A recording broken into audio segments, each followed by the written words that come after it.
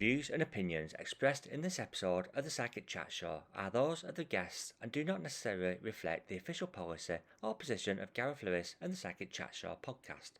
Any content provided by our guests are of their opinion and not intended to malign any religion, ethnic group, club, organisation, company, individual, or anyone or anything. Welcome to the Psychic Show podcast with me, Gareth Lewis. And on today's show, I'm going to be talking to Jenny Marie. Jenny has been a working medium for many years and talks today openly about her mental health. And she believes that spirit saved her life. Jenny also talks about her work as a medium here and abroad. So please welcome today's guest, Jenny Marie. Okay, so welcome, Jenny, and thank you for joining us today on the Psychic Chat Show. And it's absolutely wonderful to have you with us. Thank you for having me. It's a pleasure. No problem. Are you looking forward to having a good chat today? I am looking forward to it. Yeah, it's nice to have a chat with spiritual people. That's it, yeah. And also to be able to talk about your journey as a medium, I'm sure people find interesting. And I know you don't mind, but we're going to talk about different aspects of a medium's life when it comes to their own personal problems, and how we deal with our personal life and incorporate it with our work as well. So I know we're going to kind of like just touch on a little bit of that as well. But before we do, Jenny, can you just tell us, like, you know, how did you start off? How did you know you were mediumistic? What was kind of like your earliest awareness of spirit? Okay, yeah. I mean, I've had spirit around me all my life. So I remember my earliest memory. I think it was about 3 years old, which is obviously very, very young. But I always remember that there was a man that always sat with me. And I don't know. I felt like he was like everyone could see him. Like he was part of the family. That's what I can remember because I was so young. And he used to point to him a lot and smile a lot and laugh and talk to him as I was playing. And he's always been with me, still with me now. I was quite an anxious child as well all the time and very shy and in myself. So it's not like I would turn around to everyone and say, oh, there's a man there. But obviously my face with the smiling and the pointing and talking, it was just natural to me because I was such a young child. So yeah, that was my first memory, around 3 years old. Right. So that's kind of like amazing, because talking to people like I've been doing throughout all of this, a lot of people are saying 2-3-year-old. I mean, I've been aware of spirit all my life, but tell me my earliest memory, and I've got to go back to probably about 8 or 9. I can't remember what I did yesterday, let alone when I was 2 years old. Yeah. So, you know, but I am finding this pattern of people I'm talking to are saying as early as 2-3. It still sticks with them. And we call them imaginary friends, and our parents probably turn around and it's always playing with his imaginary friend, or, you know, whatever. Yeah. But in hindsight, and knowing what we know now as mediums, maybe they weren't imaginary friends, and maybe, you know, it was the spirit world and the children in spirit coming around us. I believe, Jenny, I don't know about you, but I believe that when we're very young, up until probably a certain age, we're still very much connected to the spirit world. As a child, the innocence as a child that we don't know, because we've not been taught this is right, this is wrong, that's not real, this is real. What do you think? Do you think we're still connected to the spirit world? And if so, do you think there's a point where we become not as connected to the spirit world? Yeah, I agree with that because I have noticed that a lot of young kids and all my kids that when they were young all seem to be going through the same kind of thing of seeing spirit and weird things going on over baby mics and smells and stuff around my kids. You know, and I feel that some people do lose it or maybe lose their way. I'm not quite sure because they do say everyone is capable of doing this, don't they? You know, if you want to do it and you tune in. But I think some people are a lot more sensitive and it just seems to stay with them. And maybe spirit, I feel, pick them to, you know, pick certain people to do that in their life and will push you naturally rather than you tuning in to it. You know, my little girl is 9 now and she still sees spirit. So I feel she's going on a path like me, as my boy's not so much. So there's very much a difference there. Yeah, definitely. I agree there, especially there is that point where it's not just about us making a choice, but it's also what we're being taught as well from our parents. That's not real, that don't exist. Takes that innocence away. But say, just as your little girl there, because she's continuing with that, I actually then feel you're right in saying there's probably that natural ability, especially because mum's got, the ability as well. So we know your children are younger, and your daughter is more aware now. And your son, did you say they're kind of like not as much so now? No, I mean they're 20 and 23 now, and they just go along with what I do. They know it makes me happy, but they find it all a little bit strange, as naturally Lily is still doing it, but maybe because I noticed that I've been very open about what I do, as I didn't get that when I was younger. It wasn't talked about. So that's what I want to go on to as well. Mediumship, like, and what your experience has been a younger person, younger child, and you've been now you've been able to turn around and be honest with your kids and say, look, this is what I do, and they've accepted that.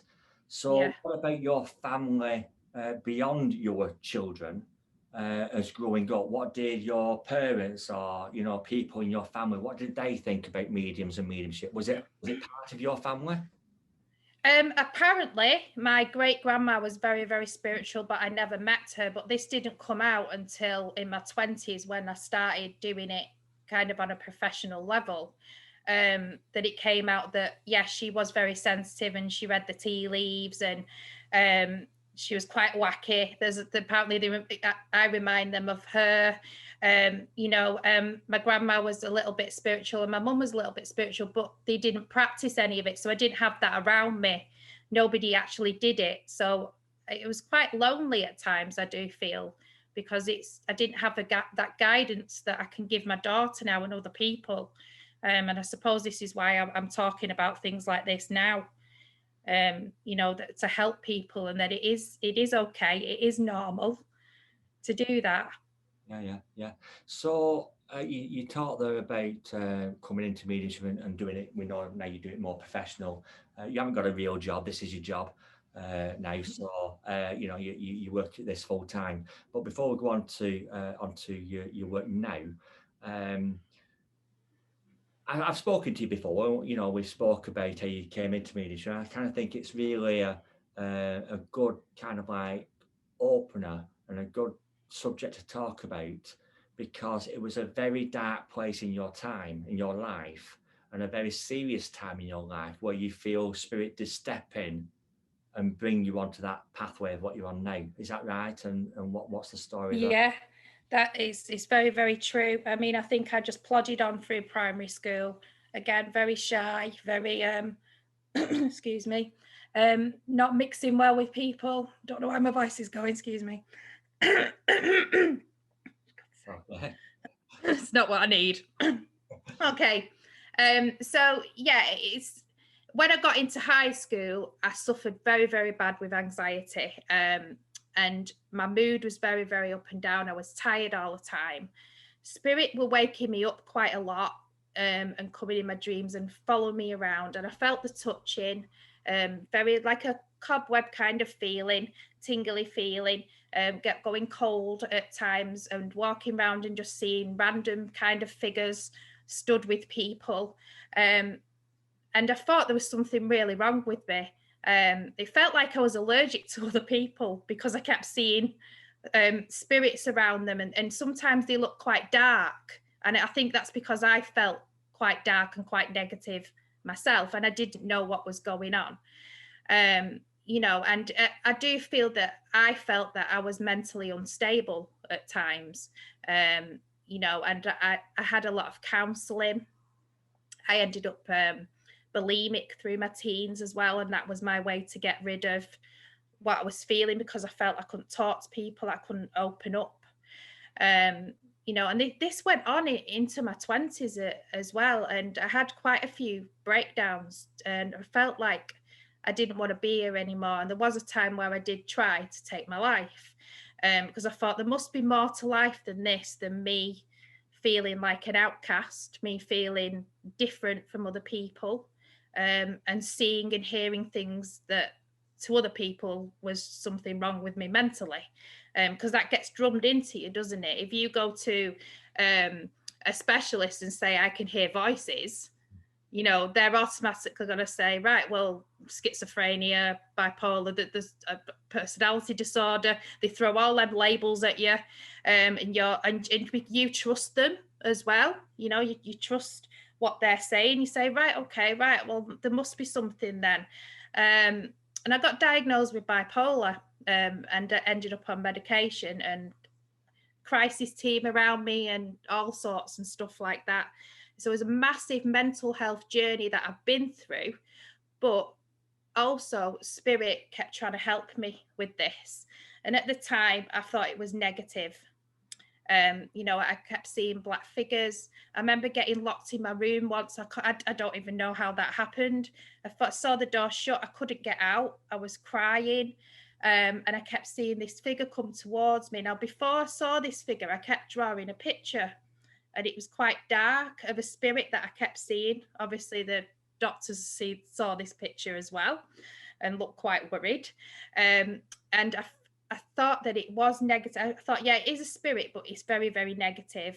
But actually, eventually, when they came to me and I saw them in a light, more of a light than a dark, and they said, we're here to help you. We've been with you throughout your life. You're not mentally ill. You're just connecting with spirit. You need to open up. You need to meditate. You need to develop. You need to do readings. You're meant to do that, and we're not going to go anywhere unless you start doing it.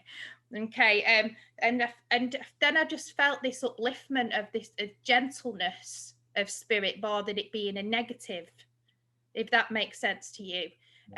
So when I accepted that it is what I need to do and that I am not normal, kind of, I'm just a bit different from others, I'd never ever looked back, and my mental health got a lot better.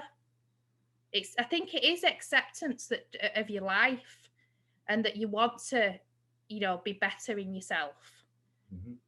Yeah. So it's like self-discovery. I think it's a big self-discovery path. Yeah, I've said, we'll go back onto it in a second, because, you know, it's so important. And thank you for sharing your story. You know, I know how difficult it is to actually, you know, share a story like that. And it gets to a point where I know personally, you need to get to a point in your life where you can share that story publicly. Yeah. Like I've done today. And I know that from my own experience. I'm not going to go on to, you know, all about me, but, you know, I put into the title of this episode, Spirit saved my life, you know, and I kind of feel as if they saved my life, because I was at a time 20 odd years ago, nearly 30 years ago now. God, when you think about it, you think, God, I wonder. Like 30 years ago now, and I was at a point where I was going to take my own life, and I went to my local spiritualist church, and I'm sure you know Harwich Church, of where the church around our area. And I went into the one night, and I was going out to take my own life, and I saw the lights on, and I just went in. It's like I always explain, you know, you're driving along, you know the lights are on green, but then you kind of like, did I just go through a red light? And I was in that altered state. I wasn't in trance or anything like that. I was just in my own world. And I remember sitting in and thinking, you know, I walked in, I thought, you know, I've come home. And I felt like everything made sense, you know. Yeah. But it took only up until, Jenny, and like you say, you know, only until, like, I think it was last year I did an interview talking about my mental health, you know, and still suffering with it today. You know, like you say, you go talking to people about things and they think, oh, you know, they turn into one of the first questions they ask you, what do you do for a living? And you start thinking, I answer this, because if I answer it, I'm in here for one reason, because I'm not mentally stable in my own world at the moment. But if I answer it as I talk to spirit, they really are going to throw away the key, you know. So Yeah. You know, I understand everything what you said there, and it's so important, I think, Jenny, as well, to get the point out, especially in today's day and age, of nothing to be ashamed about with your mental health, you know. Definitely. And especially with the work that we do. Do you agree with that? And do you talk more openly now about, no, you don't advertise yourself, you know, but if someone turned around to you and said, say one of your clients turned around and said, you know, I'm struggling, you're a bit more compassionate, aren't you? You're a bit more kind of like, I understand because I've been there. So do you tell them that you? Yeah, I'm completely, utterly open with it. And the reason being is I don't want anyone to feel the way that I felt. You know, and it might not be that they've got a spiritual path, but they've got some, you know, they've got something that they're meant to do, and it's about finding their path and finding themselves. Or people that obviously do have a spiritual path that are seeing and hearing things that are not there, and people are telling them that spiritualism is a load of rubbish. You know, I want to help them and say that it's normal, go for it. You know, I don't push it on anyone, but I'm there to help, and I'm being open. Just if it's helps one person think, gosh, I felt like that. My job is done, basically. But yeah, I do feel that I do specialize more in the mental health side, in kind of a counselling way in my readings. Definitely. You know, we might talk about that now before we carry on. But just going on the back of that, do you find yourself working more with the spirit world or the spirit communication, where it is more of maybe a lot more suicide will come through to you rather than people who've passed with cancer? Or or is there no difference? You know, because I find sometimes that I get a lot of more people who died a bit more tragically. You know, that I'm a bit more compassionate with my sitter because I can turn around and say, well, I understand because I've been there or I've seen that. Do you know? So do you feel that you have more of one type of communication than the other? Do you understand what I mean? Yeah, it is quite a wide range, but I am very sensitive more, I feel, to people that have suffered with mental health problems throughout their life and took their life in different ways. Um, or even people seem to come to me that don't even want to be here anymore. And they use the reading as a cry for help, I think. You know, and I think also is the comfort of knowing that everything's okay on the other side as well. I think a lot of it is when they've lost someone and they're very, very down, it's that comfort, isn't it?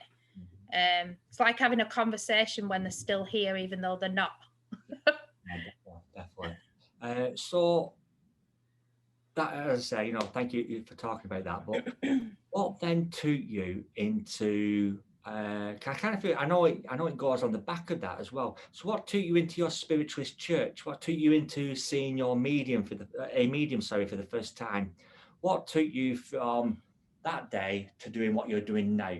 You know, how did that happen?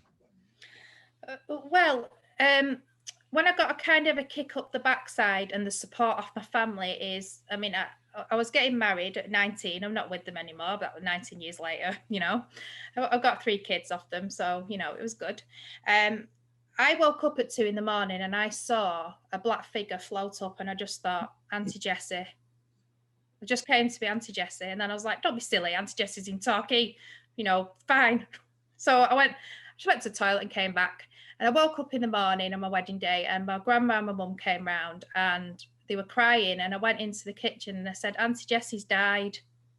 And the faces, the mouths just dropped. They went white and they said, what? I said, Auntie Jessie's died. And they went, we didn't want to tell you because of your wedding. I said, it's okay. I saw her. She died at 2 a.m. And she did die at 2 a.m. You know, and it unsettled me for quite a few weeks, but I kept saying, Spirit, I don't want to see that again. I don't want to see that again. You know, because it's a weird experience. So then this is when people started to open up in my 20s about, you know, I know that you saw Auntie Jessie. She was very close to you. She was obviously thinking about you, that you were getting married. So that's why she obviously came to see you. I think that's what they say, don't they? If you have someone on your mind, then you go and see them before you pass. I kept, again, I didn't do anything about it then, but over the years, I kept getting things, I kept dreaming things and they'd happen, gut feelings and they'd happen. I thought I need to do something about this because I don't want to do it wrong. I don't want to sit with people and give readings when I don't feel I've had the experience of that. It's just generally just happened in my life. I didn't go to a spiritual church because I didn't know churches existed, spiritual churches. I didn't really go and see mediums because I didn't really know only about Derek Akara and Most Hearted, that was about it with me. And there was doing a development class literally 5 minutes away from me.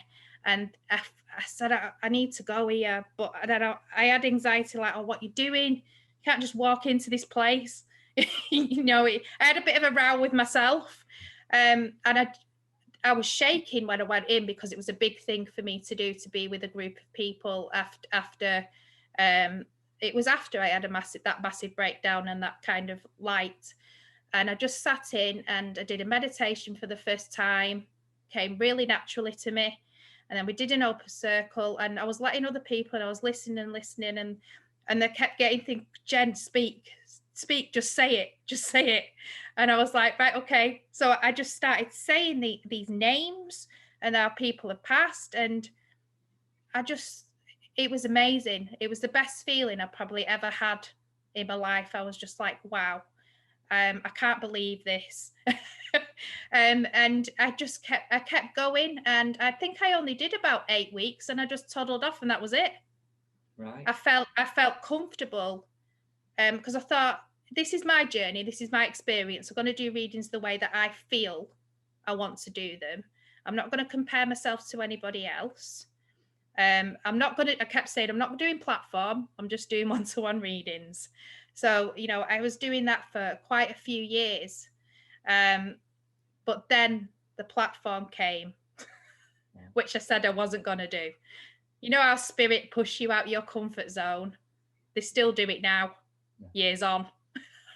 Yeah, it's when you say you don't want to do something, then they always turn and say, "Go on, let's just have a bit of a laugh and let's get them to do it." But there's a difference in there between working as a one-to-one medium to doing even church work to even then doing public stage work when you're talking bigger theatres, or I call it more commercial mediumship, whether it's right or wrong.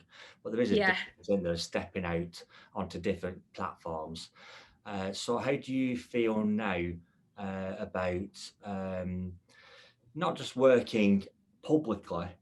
Because you see, I've always said, from the person I've been, from my background, and then looking at you and the person that you was from your background, and I don't know you just from what you've explained today. Yeah. Do you not think sometimes, well, why have I put myself into a public arena where people are looking at me? I suffer with anxiety, I suffer with depression, I suffer with this, you know what I mean? And then all of a sudden, you now are standing in front of 20 people, 200 people, 1,000 people, whatever it may be, all looking at you and expecting something from you. Do you not question sometimes of why the hell am I putting myself into a public arena knowing who I am?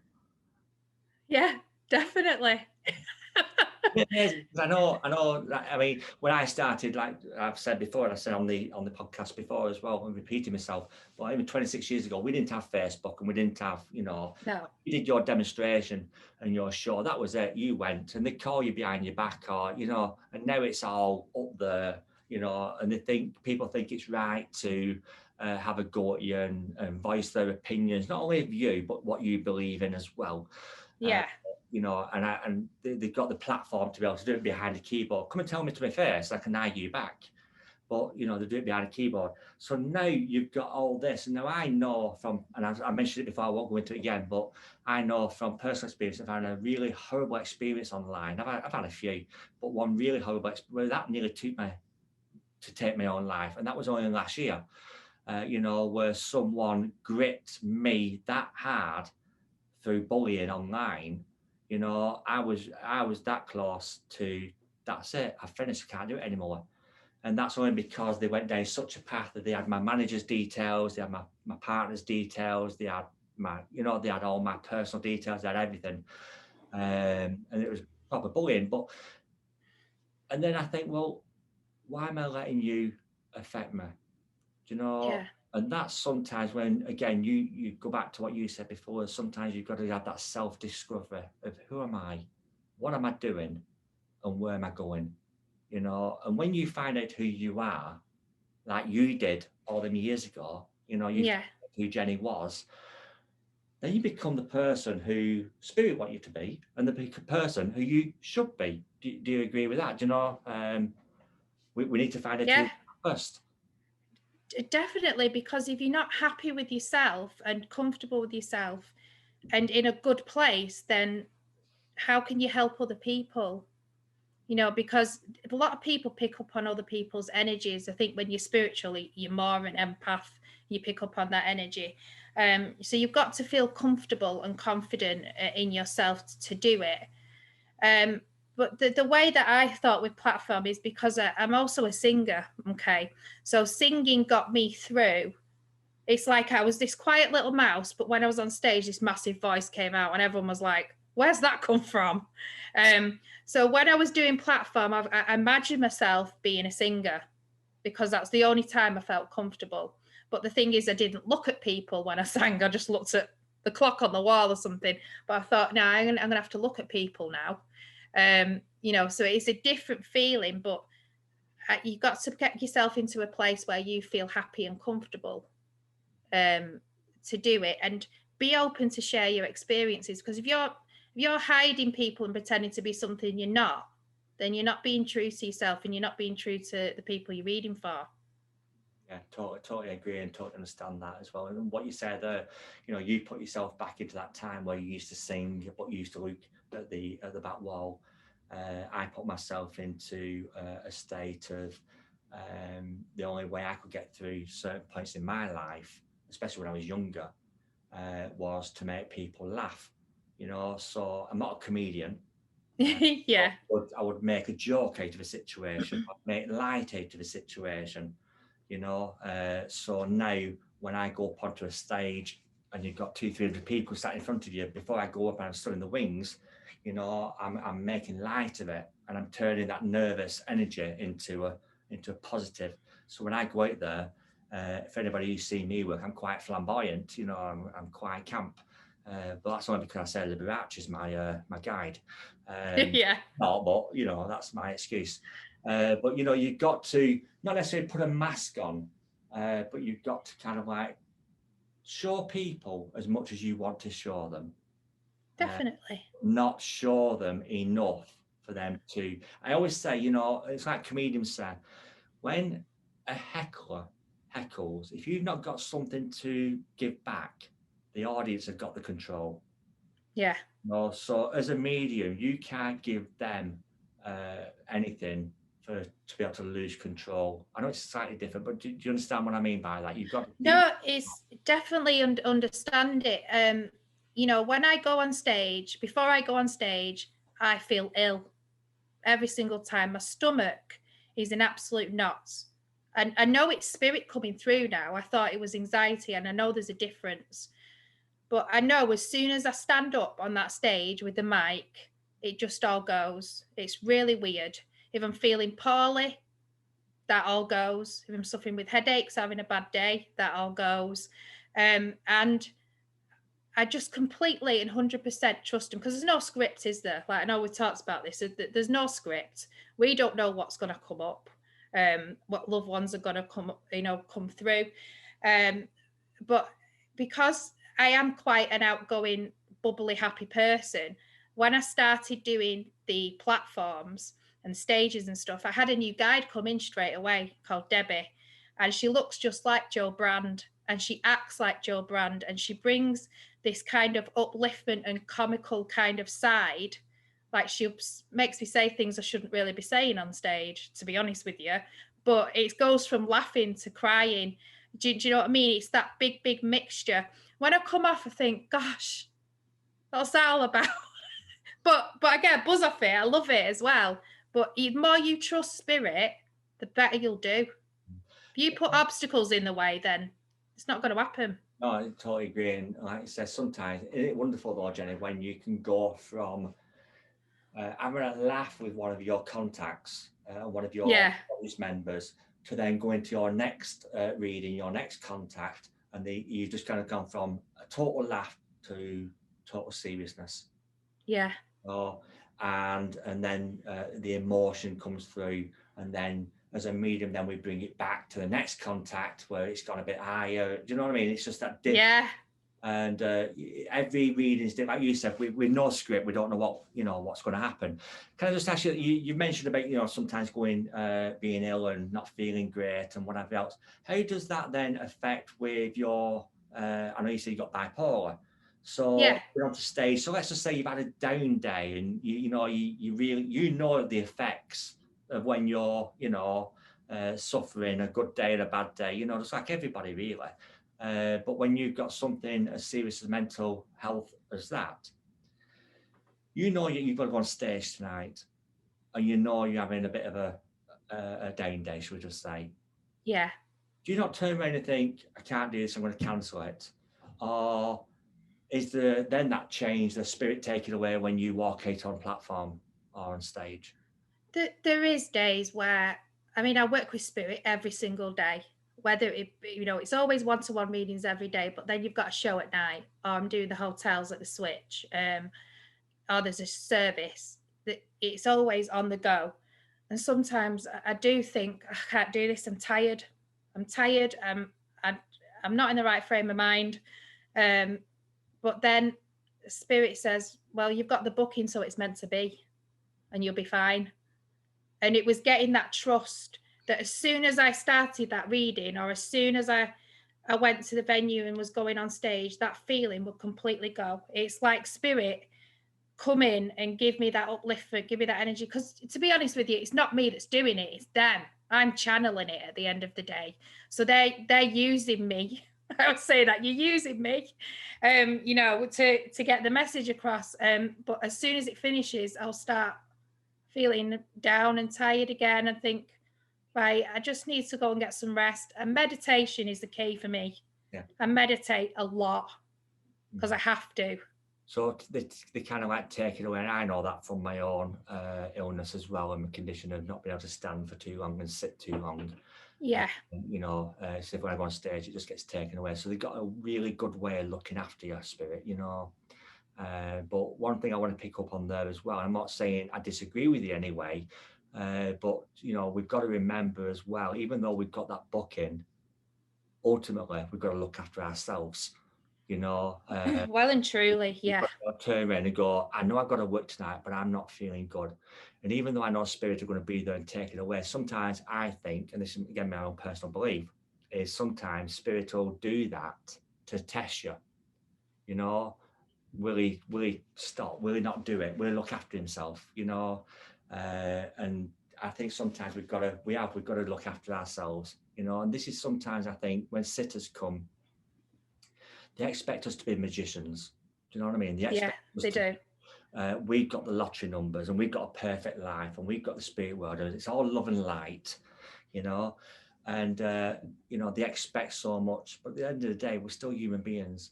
We're still debts, we've still got arguments, we've still got families, we've still got situations, mental health worries, whatever it may be.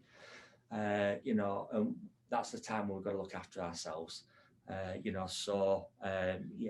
know you'll agree with that. You've got to look after yourself. Otherwise, how can you help someone else? Exactly. You've got to be right. And there has been times where I know that I'm like, this isn't going to pass. I know I've got a bug, or this migraine is not going to go, and I do reschedule. But I not all the time, but now and again, I think don't you? But having a bit of a down day, I think it's the upliftment of spirit. I feel better after it. I feel better after I've worked. Yeah, and you got people who they'll be disappointed. I got a babysitter. I've taken time off work. Yeah, but I'm ill. Yeah, I'm not feeling great. I will try, and like I said, I'll try and honour everything I book. But then there'll be times where I just think, no, I can't do it. Yeah.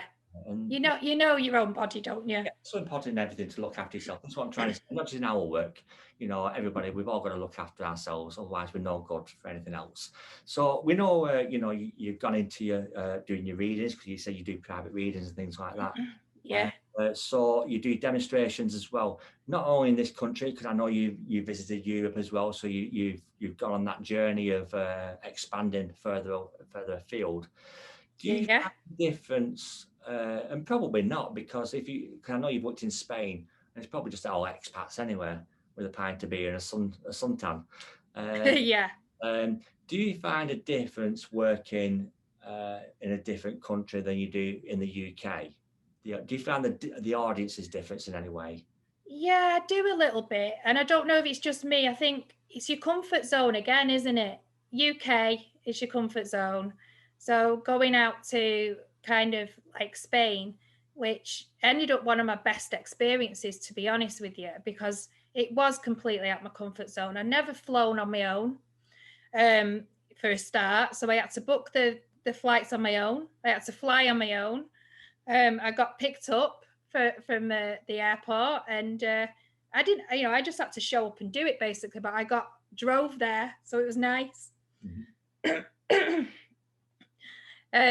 And I really really enjoyed it, and I would definitely do it again. But there does feel a little bit of a difference, and maybe it is just because I'm from England. Maybe that's just what it is. I don't know.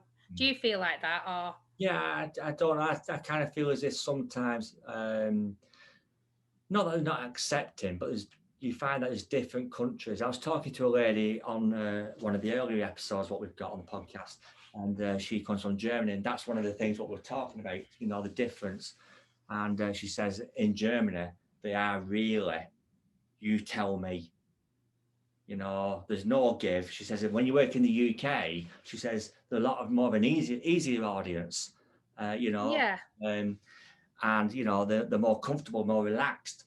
And yeah, I kind of feel when you're working with, I think some of it as well is, I don't know if you agree, but sometimes when you're working with someone from, say, a different country, there's a little bit, this might just be me, but you kind of think, well, how am I going to communicate with that person? Because your mum's probably not called Margaret, your mum's probably not called Dave. Do you know what I mean? And you kind of like, but it's amazing how it happens. Do you know? So I'm sure you've worked with people from other countries, foreign people and that. Do you find it's easy to be able to connect with them and still give the same evidence, but probably from a different culture, you know? Yeah, definitely. Because especially like with Asians in India and stuff like that, I try and pronounce some of the names sometimes and they end up laughing. And I said, I'm sorry, I am trying. I said, but I know it's it's very different, but it sounds like this, or it begins with the letter of this. And they're like, yeah, we know what you mean. Um, but it's just again having that trust and just saying what you need to give. But definitely, I think England is definitely a lot more chilled and open-minded to this. I find Americans are as well. They love it. Yeah. Obviously, the video readings in it, I don't go to America, but I do video readings all over the world. But there is a difference, definitely, where and who you read and when. Yeah, I mean, when I've worked with Americans, and I've done like American shows and things like that, and they're very excitable people. Yes. We're very more reserved. And then, from what I've gathered from Karen, who we're talking to from Germany, they're even more reserved than us when it comes to things like this. But the Americans, they're kind of like, they're really excited and excitable, and they don't just love the English anyway, but mediumship is widely, open and accepted over there as well. But Yeah. we're lucky as well in this country because, we do have a lot of spiritualist churches, spiritualist centres. We have a lot of places where people can go for whatever reason, whether it's for healing, whether it's for, somewhere just to go, whether it's for the Yeah. religion, whether it's for mediumship. So we are lucky in that way where we have got, and not a lot of countries have, and that's why you get a lot of people come to the UK to go to the Arthur Findlay College or, and study mediumship. Yeah. Yeah. So yeah, so I wanted to ask you as well. You say you do psychic readings and you do your mediumship readings. What's the difference between giving a psychic reading to giving a spiritual reading? Very much a difference. And they say that everyone can be psychic, but not everyone can be a medium. I don't know if that's true, but that's what they say. So maybe it's more easier for people to be psychic than it is to be a medium. But mediumship is basically talking from a loved one or your spirit guide, and you bringing them through on what they passed off, probably what the name is, what they look like, memories and stuff like that. That's the difference. With psychic, it can be like, oh, I noticed that you bought 2 packs of ham yesterday. That it's picking up on things that around them that they've kind of done, numbers and stuff like that.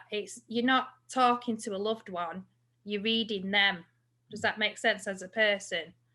Yeah, no, totally agree. Yeah, and I'm not asking you to test you to see whether you know or not. No. I'm just It's a good question. Can you explain to people, what the way I explain it as well, and similar to you, is when I do my teaching and things like that.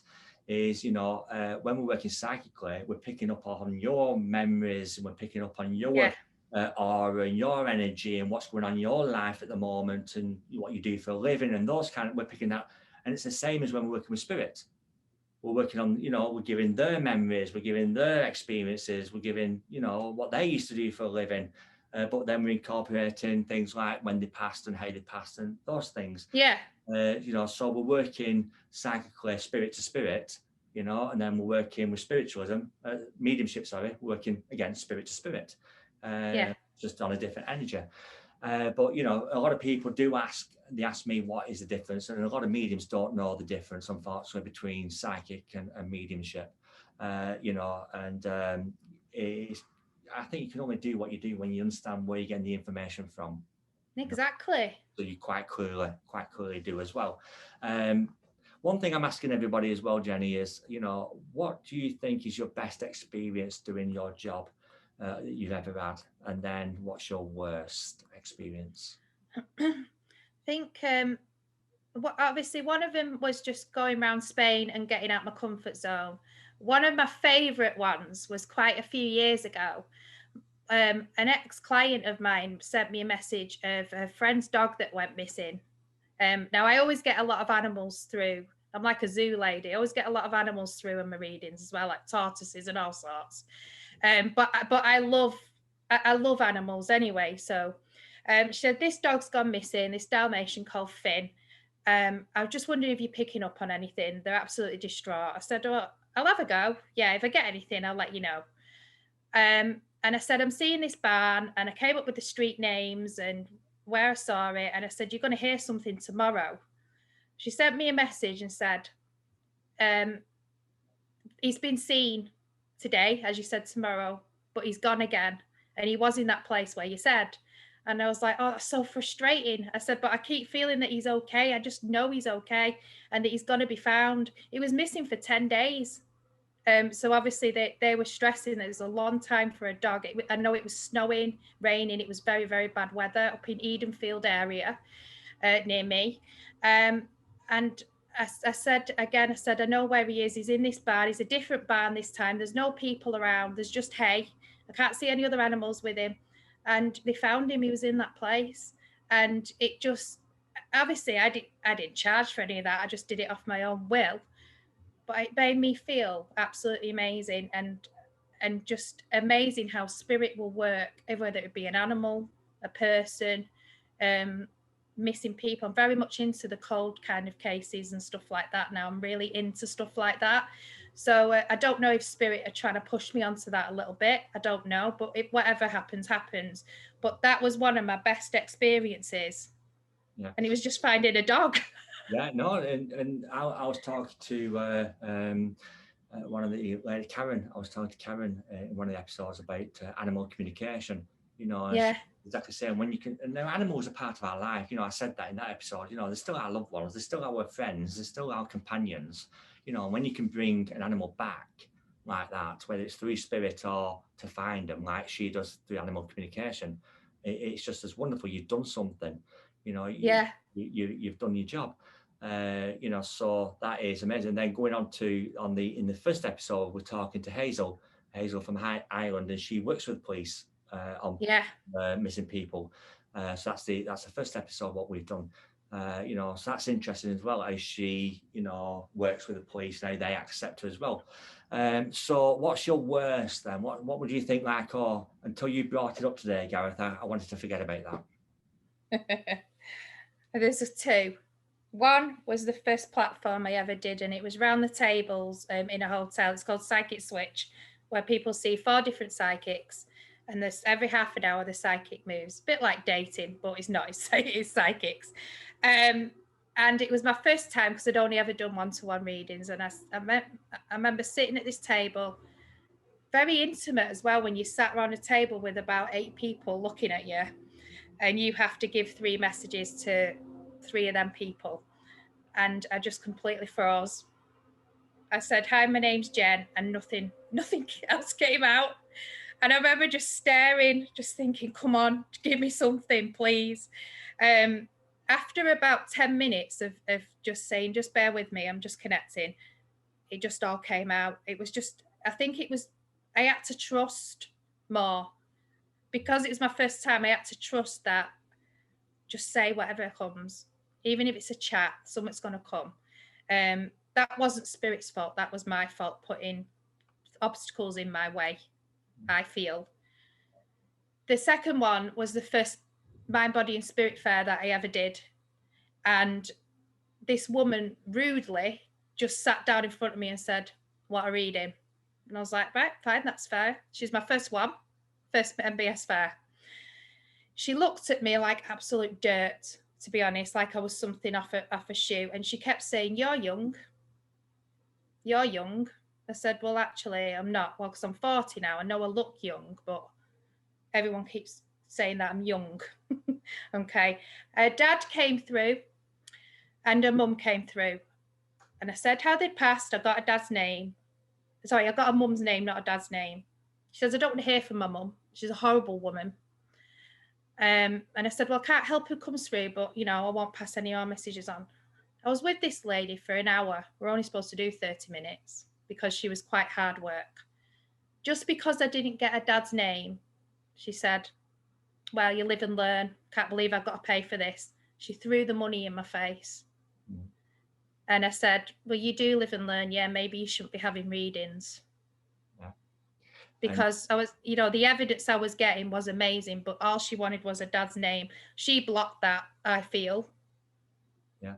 And because you don't tell them what they want to hear, you're rubbish.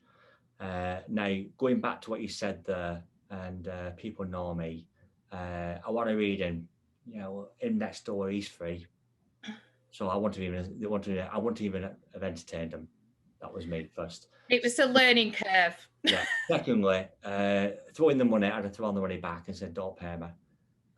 You know, whether you understand the reading or not, if they turn around and say, "I'm not happy with that," then I turn around and say, "I don't need your money. I could be skint. I could have no food in the cupboard, but I'd rather give you the money back, because you've got to live with the conscience of you've just robbed me.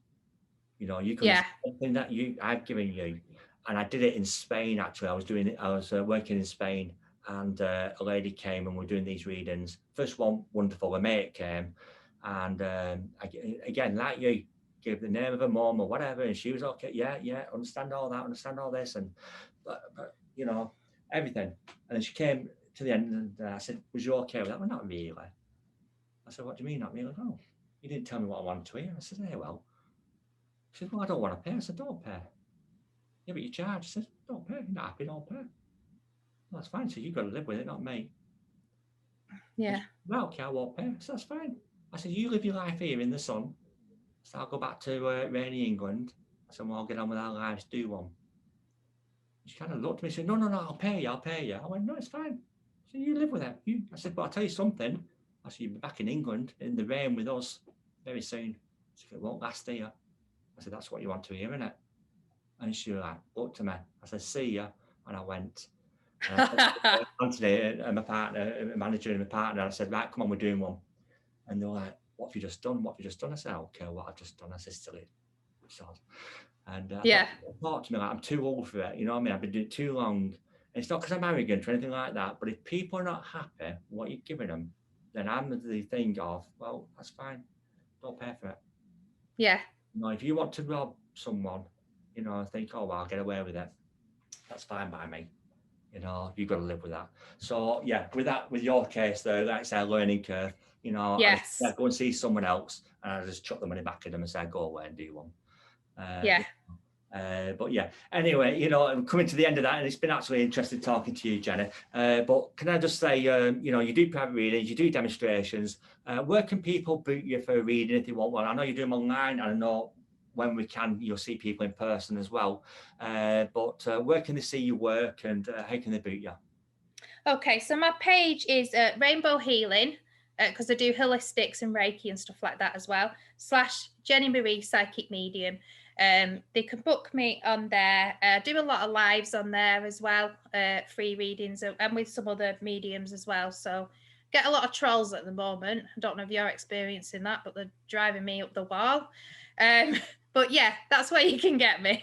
Okay, so yeah, so go head over to Facebook, over to, what was it called again? Rainbow Healing / Jeni Marie Psychic Medium. Rainbow Healing / Jeni Marie Psychic Medium. Head over to there, and if nothing else, you might just be able to get yourself a little free reading. There's nothing wrong with free, is there? No, there's not. But yeah, when it comes to trolls and when it comes to free readings on Facebook, no, I don't do that. Not disputing anybody, but no, I don't. Because I know what it's like. You put yourself there for troll, and honestly, I know so many people, and they do come on, and why do they bother? Just go and do something else, you know. Yeah, definitely. But yeah, so head over to Jenny's Facebook page, give her a like on there, drop her a message, and I'm sure she'll get back to you and arrange a booking or a reading with you. Jenny, can I just say it's been absolutely amazing. Thank you for sharing your story. And thank you for having me on. I've loved it. Yeah, going as deep as you have done, and you know, I totally respect you for doing that. And hopefully we'll have you back on again if you want to, if you like to. Just say yeah. You know, yeah, definitely. And it makes me look good. And we'll get you back on soon and chat a bit more. So for now, can I just say, Jenny, thank you very much for being with us on the Psychic Chat Show, and I've thoroughly enjoyed it. Thank you very much.